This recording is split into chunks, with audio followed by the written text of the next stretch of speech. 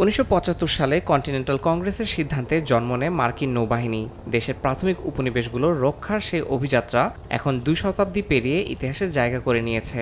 বুধবার ডেলাওয়ার নদীর তীরে সেই গৌরবময় যাত্রার ২৫০ বছর পূর্তি উদযাপন করে যুক্তরাষ্ট্র। ফিলাডেলফিয়ার নদীপথে নৌবাহিনীর যুদ্ধজাহাজ ইউএসএস কুপারস্টন, ইউএসএস ল্যাসন, ইউএসএস বিলিংস ও ইউএসএস আর্লিংটন শোভাযাত্রার অংশ হিসেবে শহরের পাশ দিয়ে যাত্রা করে। জাহাজের ডেকে সারিবদ্ধ নাবিকরা শ্রদ্ধা জানান, আর আকাশে উড়ে যায় যুদ্ধবিমান।